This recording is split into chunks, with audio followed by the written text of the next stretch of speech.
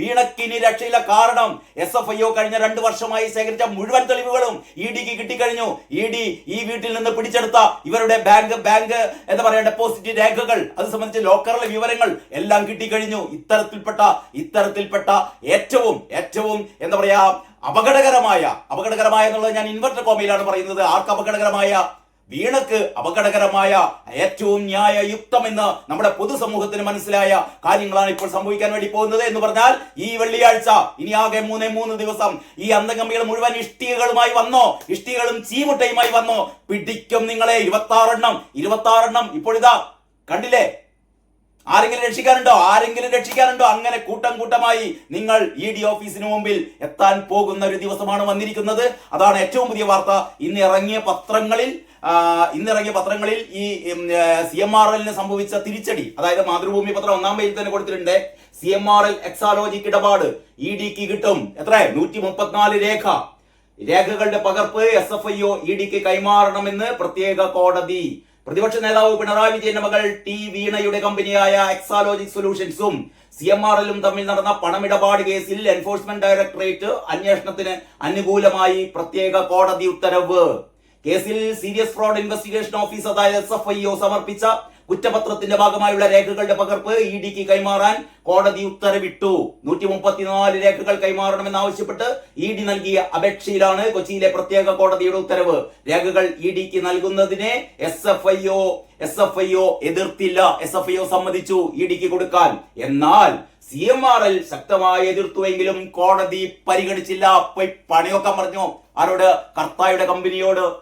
CMRL Exalogic പണമിടപാട് കേസിൽ അന്വേഷണം തുടരുന്നതിന് ഹൈക്കോടതി EDക്ക് കഴിഞ്ഞ ദിവസം അനുമതി നൽകിയിരുന്നു. എക്സാലോജിക് സൊല്യൂഷൻസിന് CMRL കമ്പനി ഇല്ലാത്ത സേവനത്തിന് പ്രതിഫലം നൽകിയെന്നാണ് ആരോപണം.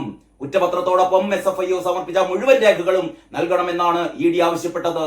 ഇല്ലാത്ത സേവനത്തിന്റെ പേരിലും വായ്പയായും എക്സാലോജിക്കിന് പണം കൈമാറിയതിനെ കുറിച്ചാണ് SFIO അന്വേഷിച്ചിരുന്നത്. 54 വാല്യങ്ങളിലായാണ് അന്തിമ റിപ്പോർട്ട് സമർപ്പിച്ചത്. ഇതിലെ രേഖകളാണ് ED ആവശ്യപ്പെട്ടത് എന്ന ആ വാർത്ത മാതൃഭൂമി 1-ാം പേജിൽ നൽകിയിരുന്നു.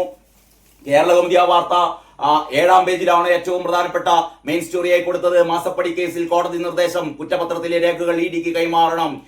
രേഖകൾ EDക്ക് നേട്ടമാവുമെന്ന് പറയുന്ന MS സജീവന്റെ ഒരു സ്റ്റോറി കൂടിയുണ്ട്. MS സജീവൻ പറയുന്നു, സീരിയസ് ഫ്രോഡ് ഇൻവെസ്റ്റിഗേഷൻ ഓഫീസിന്റെ രേഖകൾ ലഭിക്കുന്നത് വീണ വിജയന്റെ എക്സാലോജി കമ്പനിയും CMRL കമ്പനിയും തമ്മിൽ നടത്തിയ ദുരൂഹ ഇടപാടുകൾ സംബന്ധിച്ച അന്വേഷണത്തിൽ എൻഫോഴ്സ്മെന്റ് ഡയറക്ടറേറ്റിന് കൂടുതൽ കരുത്താകും. ആ കരുത്തുമായാണ് ആരെ ചോദ്യം ചെയ്യാൻ വേണ്ടി പോകുന്നത്?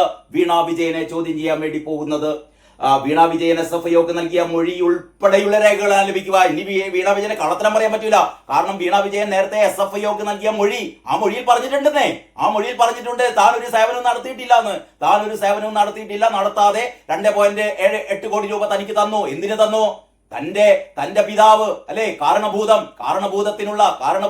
ഈ പറയുന്ന കരിമണൽ കർത്തായുടെ ഈ കമ്പനിക്ക്, ഈ പരിസ്ഥിതിക്ക് നാശം വരുത്തുന്ന ഈ കമ്പനിക്ക് പ്രവർത്തിക്കാൻ അനുമതി, കരിമണൽ കട്ടുകടത്താനുള്ള അനുമതി നൽകിയതിനുള്ള പ്രത്യുപകാരമായി പിണറായി വിജയൻ വാങ്ങുന്ന കൈക്കൂലിപ്പണം ആരുടെ അക്കൗണ്ടിലൂടെ?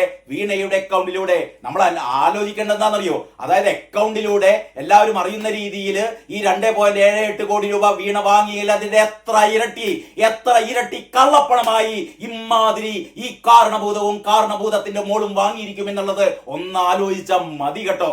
അതായത് മുഴുവൻ ഇത്തരത്തിൽപ്പെട്ട അഴിമതിപ്പണവും അല്ലെങ്കിൽ മുഴുവൻ കൈക്കൂലിയും എന്തായാലും ഈ ബാങ്ക് അക്കൗണ്ടിലൂടെ വാങ്ങിയില്ലല്ലോ.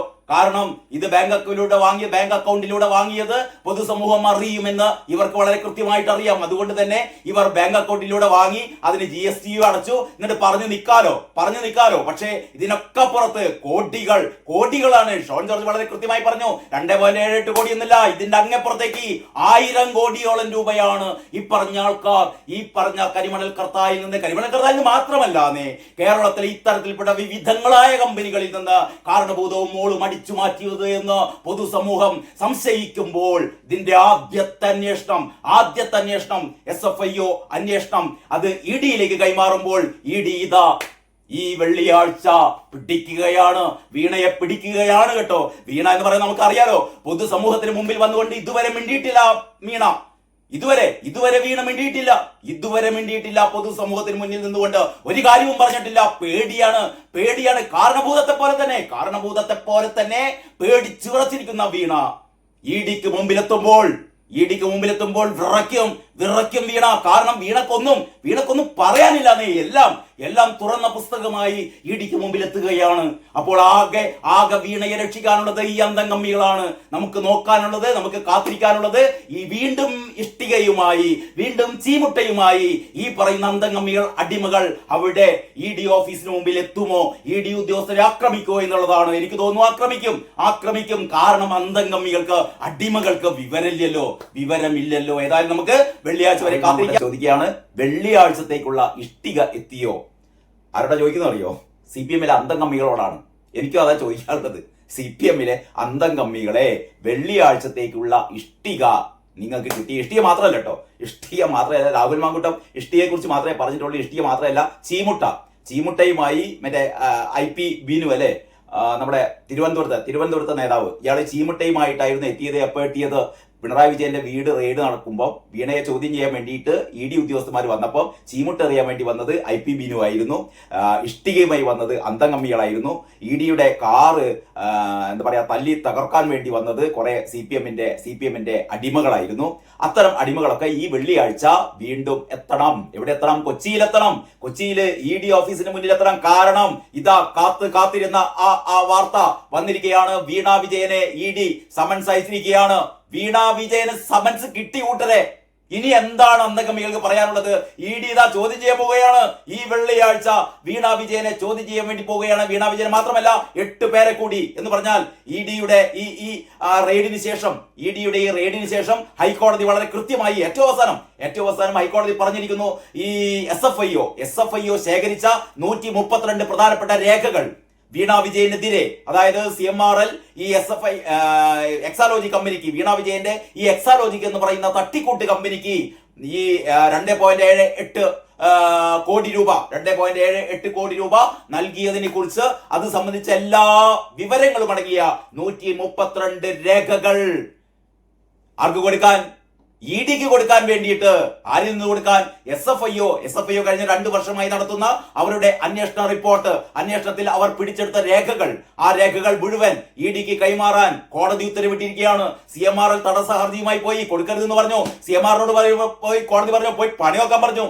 എന്ന് പറഞ്ഞാൽ CMRL-ന് വമ്പിച്ച തിരിച്ചടി. CMRL-ന് മാത്രമല്ല, വീണ വിജയനും. എന്ന് പറഞ്ഞാൽ തായ്ക്കണ്ടിയിലെ വീണ ഇതാ പോകുന്ന കൂട്ടരെ ചോദ്യം ചെയ്യലിന് വിധേയയാവാൻ വേണ്ടി പോവുകയാണ്. ചോദ്യം ചെയ്യലിന് വിധേയയാവുക എന്ന് പറഞ്ഞാൽ വീണയ്ക്ക് രക്ഷയില്ലാന്നേ.